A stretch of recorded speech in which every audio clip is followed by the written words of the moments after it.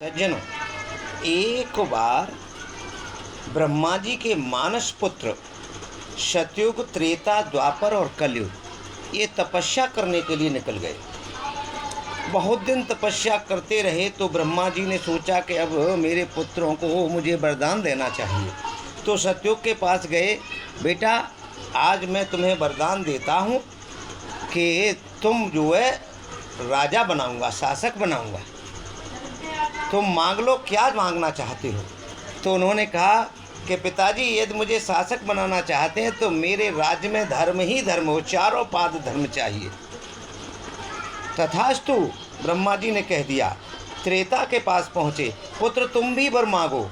तो उन्होंने कहा कि पिताजी यदि किसी को मीठा ही मीठा खिलाया जाए, थोड़ा सा नमकीन न हो तो खाने का स्वाद नहीं होता है, इसलिए चटनी मात्र मुझे अधर्म दीजिए। 4 पाद में 3 पाद धर्म हो और 1 पाद अधर्म हो, चटनी मात्र मुझे अधर्म चाहिए। तो ब्रह्मा जी ने कह दिया तथास्तु। फिर द्वापर का नंबर आया तो द्वापर ने कहा कि पिताजी मैदान में 2 योद्धा लड़ रहे हों, 2 पहलवान हों और वो दोनों में यदि बराबर ताकत न हो तो उस खेल का कोई आनंद नहीं है, उस कुश्ती का कोई आनंद नहीं है। इसलिए मैं चाहता हूँ कि बराबर ताकत के पहलवान होना चाहिए, आधा अधर्म और आधा धर्म होना चाहिए मेरे राज्य में। तो वो ब्रह्मा जी ने कहा तथास्तु, आपके राज्य में ऐसा ही होगा। अब आया कलयुग का नंबर, तो कलयुग महाराज देखा कि ब्रह्मा जी पहुंच नहीं पाए, तब तक तो नितंग नंगे, पूरे शरीर नंगा है, और तपस्या से उठ करके बोले पिताजी को क्यों परेशान किया जाए। तो एक हाथ से जिह्वा पकड़ी है और एक हाथ से लिंगी पकड़ी है और नाचता हुआ चला आ रहा है, नाचता हुआ चला आ रहा है जिह्वा और लिंगी को पकड़े हुए। ब्रह्मा जी ने सोचा देखो मेरा ही जन्म दिया हुआ, मेरा ही पुत्र मेरे ही सामने क्या अभद्रता कर रहा है।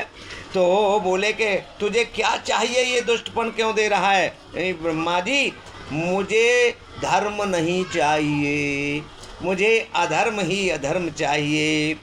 मेरे राज्य में अधर्म होना चाहिए, लेकिन मेरा राज्य ऐसा होगा जो लोग याद करेंगे, जो जस करहे सो तस फल चाखा। तो इस प्रकार से सज्जनों ब्रह्मा जी ने वरदान दिया है, तो कल काल में वही आज हो रहा है, कलयुग का प्रभाव है। जो उसने कह दिया था कि कलयुग में मेरे राज्य में यदि कोई भगवान का नाम लेगा तो उसका कल्याण हो जाएगा।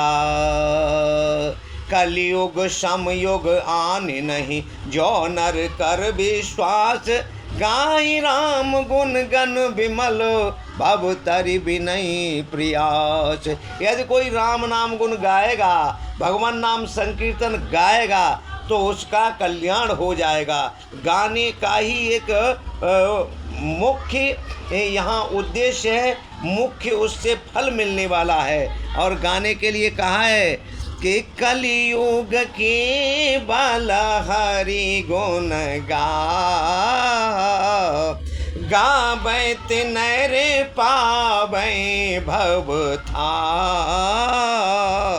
यदि लोग गाएंगे तो इस भव सागर में था मिल सकती है, आराम मिल सकता है।